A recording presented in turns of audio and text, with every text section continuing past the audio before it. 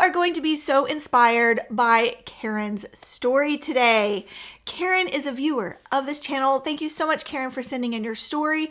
Her story is inspirational. Karen shares with us how she is preventing skin cancer. You know, on my channel, I feature melanoma diagnosis stories, skin cancer diagnosis stories. I would love for you to join me on my mission to prevent skin cancer by subscribing to this channel. The more people that subscribe, the more and watch my videos, the more YouTube pushes videos and stories like Karen's and like others out, and we get the word out. We can spread the word out through YouTube how to prevent skin cancer. I wanted to point out this gorgeous blue UPF 50 shirt that was sent to me for free by Valerie over at Joju. I hope I'm saying that correctly.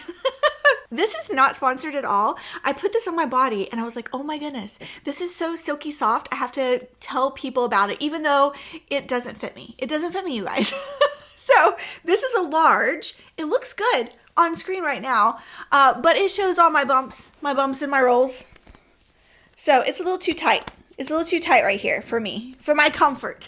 So I would size up. So if you're a small or a medium in clothing, size one size up, and I think it will be gorgeous. I did ask if they were going to be extending their sizes because I love the fabric and the color. And she said, yes, in the spring. She said, stay tuned because more sizes are coming. I will put some more information about this shirt and how light and soft it is down in the description box. So go read that and where you can purchase one for yourself. It is very high quality. Oh my goodness. I'm absolutely loving this. Oh, look at the color. This is a color that works for me. All right, let's hop into Karen's inspirational story today. I am a person who has and has always had many dark moles on my skin. My dermatologist refers to them as dysplastic nevi because so many are multicolored or irregular in shape. People with more than 5 dysplastic nevi, I never know whether to say nevi or nevi, are more likely to develop melanoma. Because of this, I see a dermatologist every 6 or 12 months for a skin check and have done so for many years. This story began when I found a small lump in my breast. I was fairly sure it was a benign cyst because I have cystic breasts, but I knew it needed to be checked. My regular OBGYN was not available, so I made an appointment with someone filling in. I did not know this doctor. She examined my breast. When she was done, she didn't say a word and left the exam room. I found that odd, and it certainly raised my anxiety level. Then she came back in and told me to get dressed and come into her office. Now my anxiety level was much higher. When I entered the office, she told me to close the door and sit down. More anxiety. She proceeded to tell me that the lump did not feel like a cyst, it felt like a tumor. She said that my next step would be to contact a surgeon. Stunned, I asked if she had any recommendations. She had to think about it, and then she said, contact Dr. Z. He has interest in breast. She had nothing more helpful to say. I walked out of the office quite frightened and in a little bit of shock. After considering the whole experience, I decided that what I needed first of all was to be treated like a human being. I loved my primary care doctor, an internist, and I made an appointment to see him about this lump.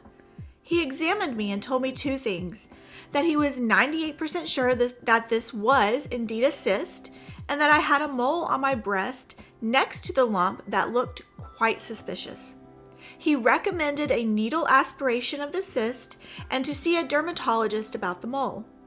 The needle aspiration showed that this was indeed a cyst, totally benign, and the pathology report on the mole was that it was a high-grade pre-melanoma. This was dangerous enough that they decided to excise more tissue to ensure they had good margins. My skin checks did not normally include the skin of the breast inside my bra, which had not seen sunshine since I was 2 years old. I think this could have been missed for years, possibly until it was too late, if not for my internist's skill and for the luck of having a cyst.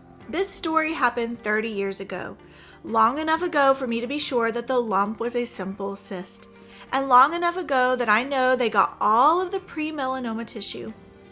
Since then, I have had another 12 suspicious moles removed. One of those also was a pre-melanoma. I think the story underscores the importance of getting regular skin checks and checking all of the skin, even skin not exposed to sun.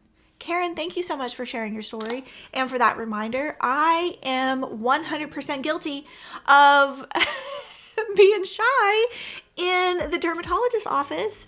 Do I remove my bra and my underwear when I'm in there? No. Does my dermatologist ask me to?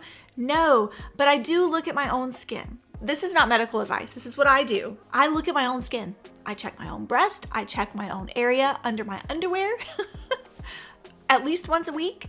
And I look for any changes in my skin everywhere. I know there are some people who aren't shy about their body. I'm not one of those people. I recently had a conversation with one of you in the comment section about how nervous you were about full body skin checks and the anxiety that goes along with it. And I hear you. There are so many of us in the comment section watching this video right now who can 100% relate to being shy and modest about your body. But it's also important. Thank you, Karen, for reminding us to have other things looked. Stuff is gonna be, when doctors, I mean, they're used to seeing this stuff. They're not embarrassed. It's just us that's embarrassed. This is JoJo. Say hi. Say hello. I'll see you in my next video. Bye. You're so sweet. I love you. Are you purring? Do I hear quiet purrs? Do I hear quiet purrs? Oh my goodness, I love you. I love you so much.